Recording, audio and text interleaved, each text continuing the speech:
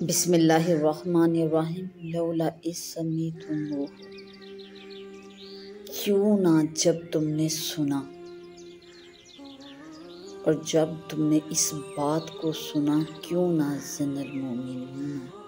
مومن مردوں نے گمان کیا، والمؤمنات، اور مومن عورتوں نے گمان کیا، اور کیوں نہ جب تم نے وہ سنا،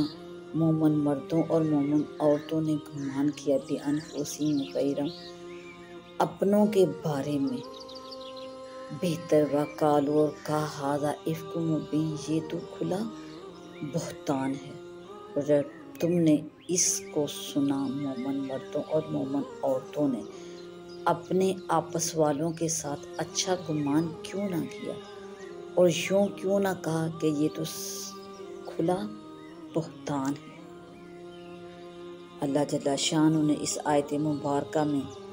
کہ جب تم لوگوں نے یہ بات سنی تو مومن مردوں اور مومن عورتوں نے اپنی جانوں کے بارے میں یہ گمان کیوں نہ کیا کہ یہ تو کھلا جھوٹ ہے، بہتان ہے۔ اس میں ان مسلمان مردوں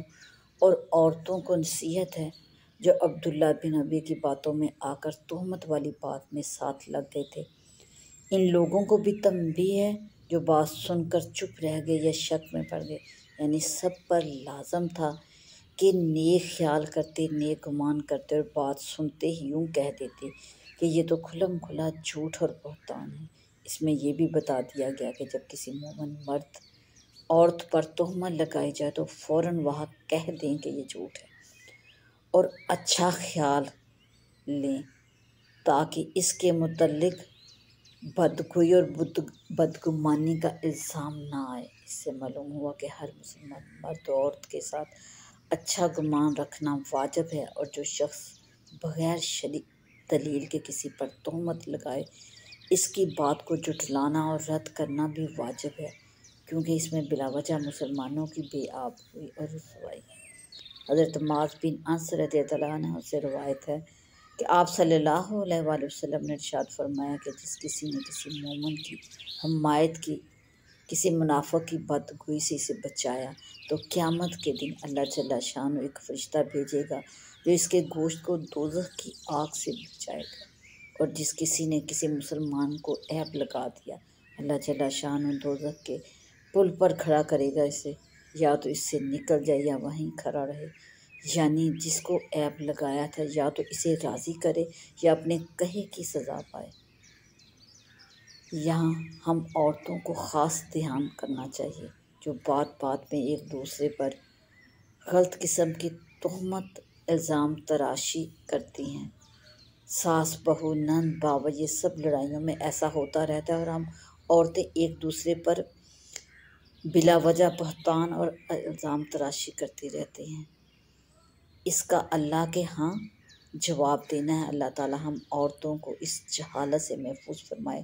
حضرت اسماء بنت یزید رضی اللہ تعالی عنہ سے روایت ہے کہ آپ صلی اللہ علیہ وآلہ وسلم نے ارشاد فرمایا کہ جس نے غائبانہ اپنے بھائی کی طرف سے دفاع کیا، غیبت کے ذریعے جس کا گوشت کھایا جا رہا تھا، اس کی صفائی تھی، اللہ جل شانہ اس دفاع کرنے والے کے لیے اپنے اوپر یہ واجب کر لیں گے کہ اسے دوزخ سے آزاد فرمائے۔ حضرت ابو درداء رضی اللہ عنہ نے بیان کیا کہ آپ صلی اللہ علیہ وآلہ وسلم کو میں نے فرماتے ہوئے یہ سنا کہ جو بھی کوئی مسلمان اپنے بھائی کی آبرو کی طرف سے دفاع کرے گا، اللہ جل شانہ کے ذمہ ہے کہ قیامت کے دن وہ اسے دوزخ کی آگ سے دور رکھے۔ ان آیت مبارکہ میں اللہ جل شانہ کی طرف سے یہ تعلیم دی جا رہی ہے کہ اہل ایمان کے بارے میں بدگمانی سے بچیں۔ ایک حدیث میں ارشاد ہے کہ بدگمانی سب باتوں میں جھوٹی چیز ہے، اس لیے تم بدگمانی سے بچو۔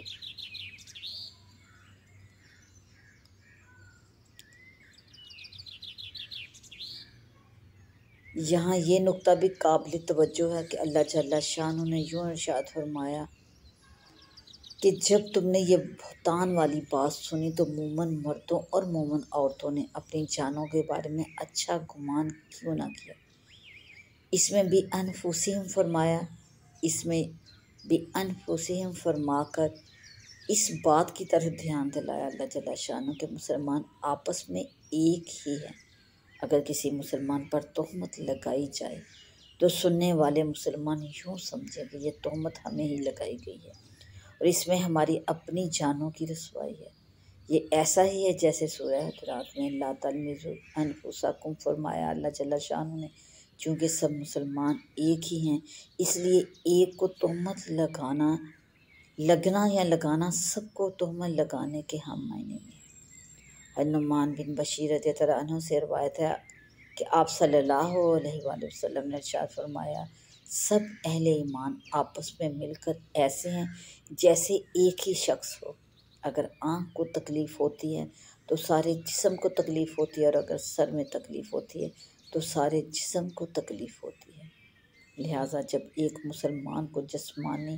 اور روحانی تکلیف پہنچے یا کوئی تہمت لگائی جائے تو سب کو طرف اٹھنا چاہیے۔ تکلیف دور کرنے کے لیے سب فکر مند ہوں، اور جو تہمت لگی ہے ہر شخص یوں سمجھے کہ یہ تہمت مجھے لگائی گئی ہے، پھر تہمت لگانے والے کے بارے میں یوں بھی کہے کہ یہ جھوٹا ہے، مسلمان کی حمایت بھی کرے اور اس کی طرف سے دفاع بھی کرے۔